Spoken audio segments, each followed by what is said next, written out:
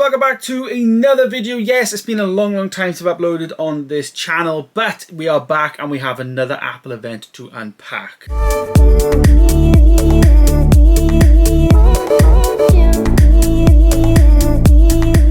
Yes, so a couple of days ago, a Wednesday to be precise, was the latest Apple event, and we had some new products announced by Apple. Again, September event, always going to be the iPhone event, it just always is, and we actually got to see iPhone 14 Pro, Pro Max, as well as iPhone 14, and also a new model called the iPhone 14 Plus. Now, this year is the first year that Apple have actually got rid of the mini size phone, although it's still around. I think you can buy a 13 mini, but they just haven't made a mini version for the 14, so you can still buy the mini for another year, but it's just the one that we had last year. So iPhone 14 Pro Max, let's start with that one, the big boy. We had a nice new design on the front of the device. The actual device design, etc., all stays pretty much the same, except that screen where we actually get rid of the notch, and that becomes the dynamic island. Yes, they marketed this, and I just thought, oh god, they've marketed this as just a thing.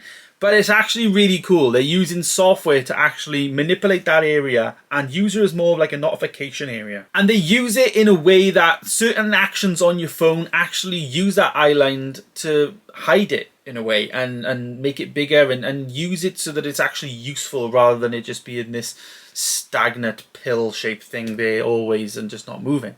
So I'm really pleased with what they've done with this. It looks really cool in all the videos and product shots and all that, and even in the actual like after the event stuff, the actual influencers have had a chance to actually film and stuff that we've seen over the last couple of days. I'm really excited about how it's going to work, and yeah, really looking forward to getting it in. So yeah, the 14 Pro Max also does upgrade its camera set. Now on the front-facing camera, we do get a big upgrade with autofocus enabled and all that type of stuff. So I'm really looking forward to that because I use that camera a lot, especially for my movies channel when I'm out and about filming.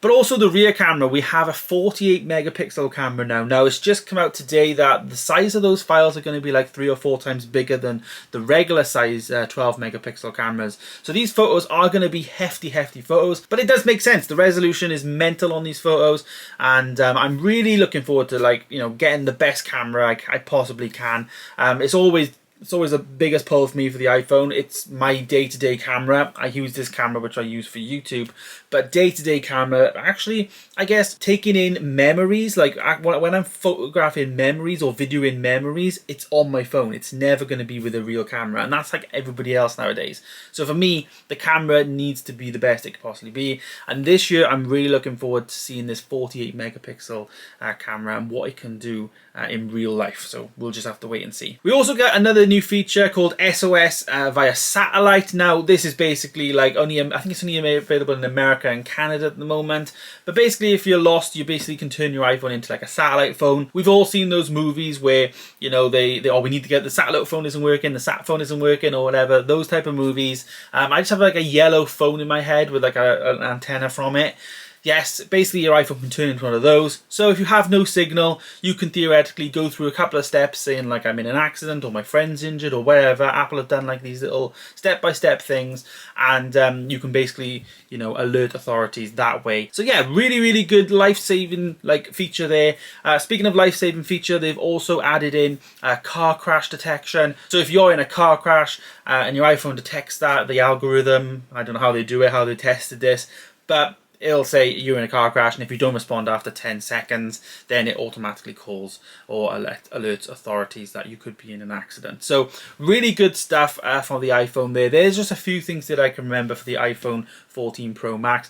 Of course, all the great stuff that we've known to love and everything is continuing on with the iPhone. So the 14 model and the 14 Plus, obviously the 14 Plus is the new one here. This is like the same size screen that we have on the 14 Pro Max, 6.7 inches, and then obviously the 14 has the 6.1 inch screen.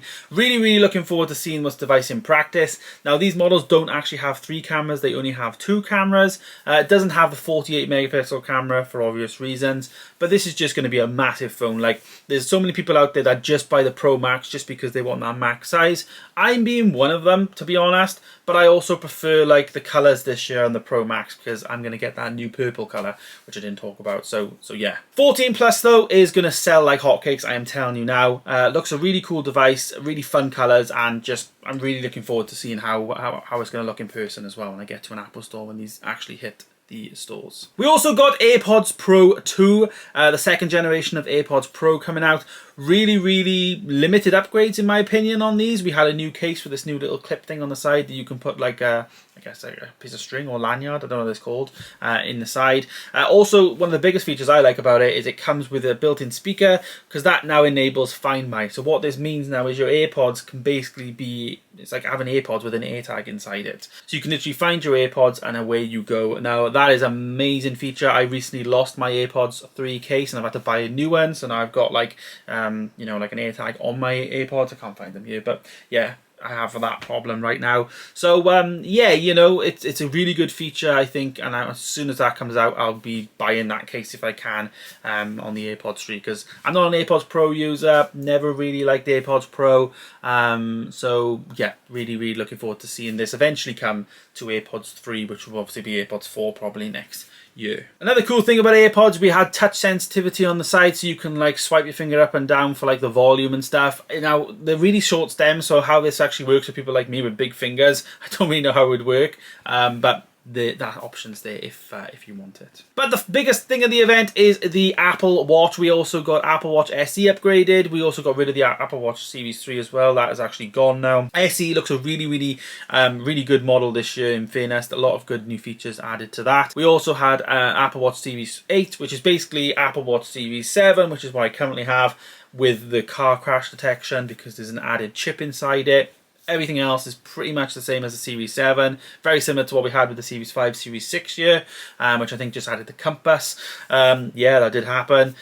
So yeah, really limited upgrades for the Series 8 this year. But the big boy is the Apple Watch Ultra. This is a Ultra Apple Watch in a nutshell. It's an action, you know, it's competing with Garmin's. It's competing with the big fitness things. You know, if you're somebody who wants to go and spend like a day up on a hike, traveling, you know, experiencing extreme sports or going in extreme weather conditions, caving, diving, all of those type of things, this is an Apple Watch for you. Now, what was interesting about this is the price of this device. People were touting that this would be the Apple Watch Pro and it will be up for £1,000 or $1,000. It's actually coming in at $849, which is a really good price in terms of when you look at the competition. Garmin actually have like a really cool device which is actually selling for $999, and there's also a few other ones. But the real cool thing about this is not really, I don't think Apple marketed this in the way of, this is not the Apple Watch that people will have instead of this. It's almost like an Apple Watch you'd have as well as this. That's my thing with this Ultra device. I was debating like, will I get it, will I not? But then I realized the marketing wasn't for me. I am not an extreme person. And also day to day, like I prefer the look of like the stainless steel one here. It just looks more minimal than the actual Ultra. I think day to day it's just not going to look very good. But if I was somebody that was like, you know, traveling and I was experiencing these extreme, you know, weather conditions or whatever, then it would make sense. But it just doesn't make sense for me in my life. But really cool to see Apple like venturing out with the Apple Watch, you know, getting rid of the Apple Watch Edition and replacing it with this. I think they're going to sell more of these than they would like an Edition, in my opinion. And I kind of like wish Apple went back to its roots in terms of Apple Watch Sport being like the aluminium version and like making it really cheap and just like a sport, even just like have a sport band of some kind, just like doesn't do any notifications, just does the activity stuff. I think that'd be really cool. That could be like the entry thing. Then we have the Apple Watch Series 7 or Series 8, sorry, in the middle, and then we have then the Ultra. I think that would be a much better like, you know, line of product. This is where I was interested in the whole thing online about Apple Watch Pro. Like, you're not gonna get an Apple Watch Pro. I was really intrigued to see like how Apple could market an Apple Watch Pro. Like, what could you do in it? It's not gonna have like 45 or it's not gonna have 32 gigabytes of RAM or anything like that, and I'm not gonna be able to export my video really fast. So when they're talking Pro, I was really intrigued to see what they meant by pro online, and it kind of makes sense now. Pro is, you know, professional athletes, or I guess extreme athletes in this case.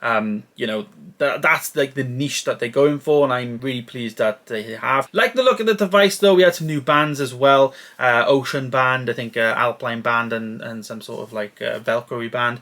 Really like the look of them, and all the bands actually do work with a 45mm Apple Watch.